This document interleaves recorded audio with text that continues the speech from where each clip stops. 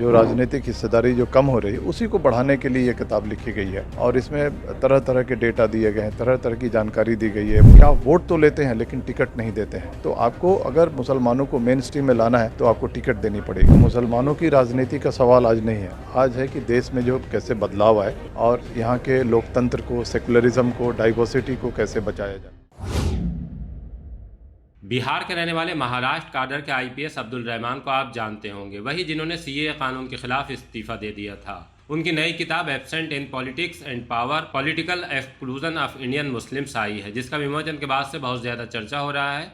अपनी तरह की पहली ऐसी किताब कही जा रही जिसमें समस्या के साथ समाधान भी मौजूद है। मुसलमानों की देश भर में सियासी हालत को बहुत बारीकी से सामने रखा है, बताया है कि किस तरह मुस्लिम नुमाइंदे आबादी के एतबार से कम होते चले जा रहे हैं, ऐसा क्यों हो रहा है और कैसे किया जा रहा है, इस शादी से पार पाने का तरीका क्या हो सकता है, किस तरह सियासी पार्टियों पर दबाव डालना है और कब कानूनी चाराजोई में कदम उठाने हैं, ये और बहुत सी और भी परेशानियां बचाव के रास्ते इस किताब का हिस्सा हैं। मुंबई के इस्लाम जिमखाना में किताब के विमोचन पर हमारे प्रतिनिधि अमजद खान ने अब्दुल रहमान से बात की, जानने की कोशिश की कि वो खुद राजनीति का हिस्सा बनेंगे या नहीं। सुनिए उन्होंने क्या जवाब दिया है। आईपीएस ऑफिसर्स अब्दुल रहमान जी, जिन्होंने अपनी नौकरी इस वजह से छोड़ी जब हिंदुस्तान में सीए और एनआरसी के खिलाफ कानून बन रहा था, उस वक्त अब्दुल रहमान जी के दिल में क्या आया कि उन्होंने अपनी आईपीएस की नौकरी से इस्तीफा दे दिया।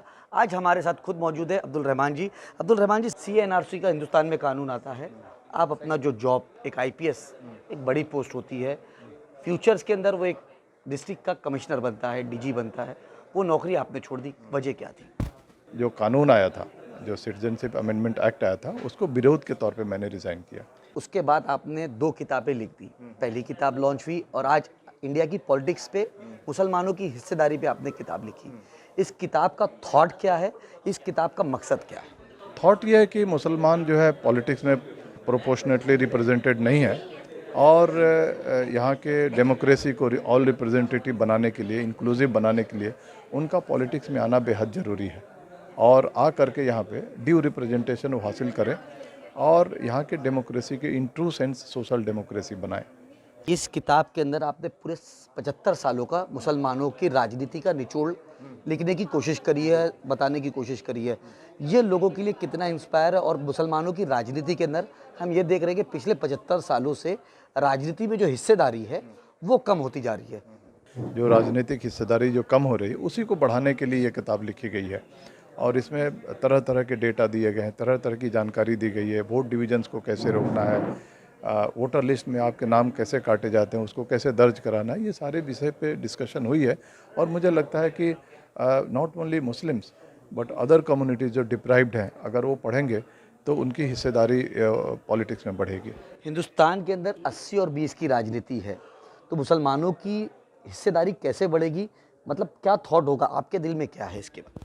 नहीं, ये सब बकवास की बात है। 80% और 20% ये कोई ये नहीं है। ये जो पॉलिटिकल स्पेस है उसको कम्युनलाइज करने की बात है। बात यह है कि जो कास्ट और कम्युनिटी जितने परसेंट है उनको उनका हक मिलना चाहिए। अगर आप 2% है तो आपका हक है 2% का। अगर आप 20% अगर कब्जा करते हैं तो इसका मतलब आप किसी का हक को मार रहे हैं। हमारा मान यही है कि आप किसी के हक को नहीं मारें और जिनका जो हक है वो मिलनी चाहिए। मुसलमानों को क्या करना चाहिए जो अपनी हिस्सेदारी हासिल कर सके हिंदुस्तान के अंदर? प्रॉपर एक लीडरशिप डेवलप करें, सेकुलर लीडरशिप डेवलप करें, सबके लिए काम करें और जहाँ पे उनकी आबादी है, जहाँ से वो चुन करके आ सकते हैं, वहाँ पे क्लेम करें। पॉलिटिकल पार्टीज़ को मजबूर करें कि हमको यहाँ से टिकट मिलनी चाहिए।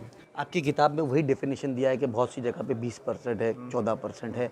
इस 6 सीटों पे मुसलमान डोमिनेटेड सीट है, ये मुसलमान जीत सकता है। फिर भी जो पार्टियां होती है वो सीट नहीं देती है। कहीं ना कहीं सेकुलरिज्म का जो थप्पा होता है मुसलमानों के ही ऊपर लगता है। हमने ये देखा कि एक मुसलमान के क्षेत्र से एक हिंदू जीतता है, लेकिन एक हिंदू के क्षेत्र से एक मुसलमान नहीं जीत पाता। देखिए, उसी माइंडसेट को चेंज करने के लिए किताब लिखी गई है और पॉलिटिकल पार्टीज़ को भी आईना दिखाया गया है कि आप वोट तो लेते हैं लेकिन टिकट नहीं देते हैं। तो आपको अगर मुसलमानों को मेन स्ट्रीम में लाना है तो आपको टिकट देनी पड़ेगी।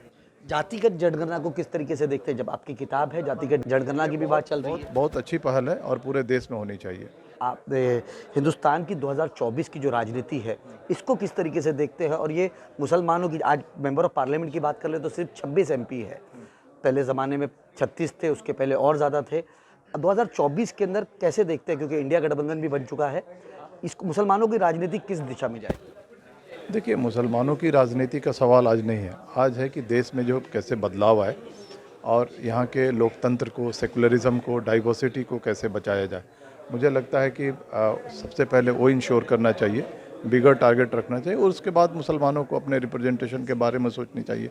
ऑफ कोर्स हमारा रिप्रेजेंटेशन ज़रूरी है और सिर्फ हमारे सोचने से नहीं होगा। जो पॉलिटिकल पार्टी जो मुसलमानों को वोट लेती है उनको भी सोचना है और उनको ये सोचना है कि at the same time secularism को तो ज़िंदा रखना है, लेकिन सबकी भागीदारी भी होनी चाहिए। ऐसा नहीं कि सेकुलरिज्म का भार मुसलमानों पर ही डाल दिया जाए, उनके रिप्रेजेंटेशन को कम कर दिया जाए।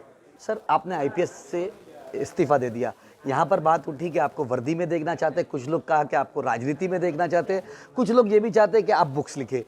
अब्दुल रहमान जी क्या चाहते हैं और अब्दुल रहमान जी के दिल में क्या है, अब वो जानना चाहेंगे, दर्शक भी जानना चाहेंगे, क्योंकि एक आईपीएस जब नौकरी छोड़ता है तो दिल पे पत्थर रख के छोड़ता है सर, क्योंकि काफ़ी ज़्यादा मेहनत लगती है पढ़ाई के अंदर, और जब फर्स्ट अटैम्प्ट में कोई पास होता है तो एक गर्व की बात होती है पूरे परिवार के लिए और उस क्षेत्र के लिए भी जहाँ से वो आता है।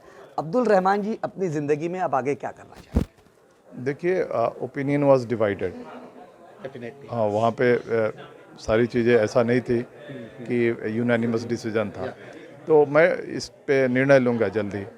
तो दर्शक चाहेंगे कि आप जल्दी निर्णय लें, क्योंकि आपको कोई ना कोई भूमिका में लोग देखना चाहते हैं, चाहे वो सियासी नज़रिया हो, चाहे आपकी वर्दी हो, क्योंकि वर्दी का रोब जो होता है, क्योंकि हम सब लोग वर्दी को जो है वो सलूट करते हैं और बहुत ज़्यादा इज्जत करते हैं उस वर्दी को। और आपने सही बात कही कि पॉलिटिक्स के अंदर अगर आपको एम करना है, क्योंकि जब बाबा साहब अम्बेडकर ने कहा था कि पॉलिटिक्स ही एक ऐसी चीज़ है जहाँ पर आप गेम चेंजर्स बन सकते हैं, तो कब तक का इंतज़ार करना पड़ेगा दर्शक? बताएंगे, जल्दी ही बता देंगे। ये थे अब्दुल रहमान जी, इनका साफ तौर पे कहना है कि बहुत जल्द बताएंगे इनकी आने वाले वक्त के अंदर भूमिका क्या होने वाली है। द लीडर के लिए अमजद खान, मुंबई।